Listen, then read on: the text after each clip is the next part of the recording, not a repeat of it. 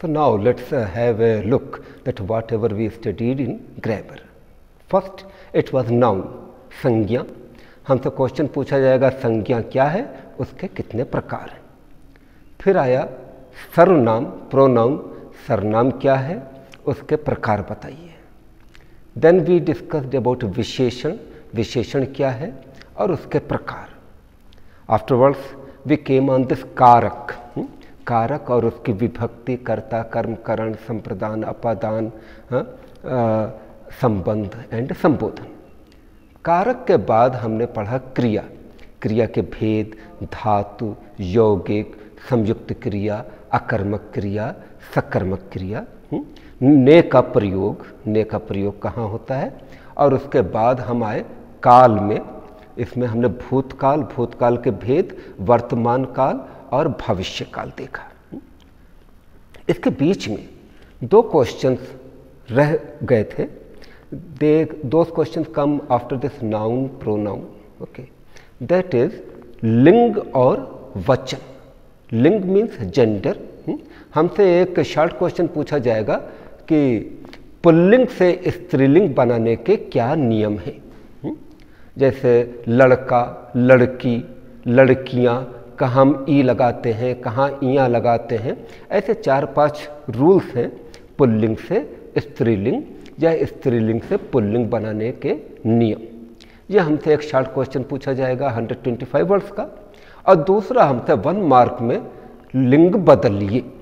लड़का, लड़की, वधु, वर, विद्वान, विदुषी. ओके, जेंडर का चेंज करना. और कई बार बहुत से डिफिकल्ट मीन्स अननोन, जैसे गाय, गाय पशु, बैल. ओके, इस तरह के राजा, रानी, पति, पत्नी, नर, नारी, आदमी, औरत. इस तरह के क्वेश्चंस होंगे. इनके बहुत सारे एग्जाम्पल्स तुम्हारी बुक में हैं. और दूसरा है वचन बदलने का. वचन दैट इज नंबर. एकवचन और बहुवचन. इसमें भी इसी तरह से 125 वर्ड्स का ये पूछा जाएगा कि एकवचन से बहुवचन बनाने के क्या नियम हैं. जैसे लड़का, लड़के, लड़की, लड़कियां. ओके, ओके, तो इसमें एक तो पूरा ये शॉर्ट नोट होगा और दूसरा 1 मार्क कि हम कैसे एकवचन से बहुवचन बना रहे हैं. इसमें कई बार प्रॉब्लम आती हैं, जैसे हाथी.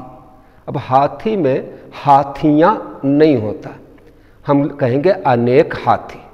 ओके, छात्र, छात्रों हो सकता है या अनेक छात्र. छात्रा, छात्रा दैट इज गर्ल स्टूडेंट. यहाँ पे आसान हो जाता है छात्राएं. लता, लताएं. नदी, नदियाँ. कहीं पे ए, कहीं पे इयाँ.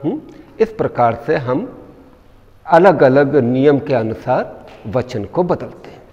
तो अब हमारे सामने इतना कॉन्सेप्ट अब भी क्लियर है कि संज्ञा, सर्वनाम, वचन और क्या बोले उसे, जेंडर दैट इज लिंग, पुल्लिंग, स्त्रीलिंग.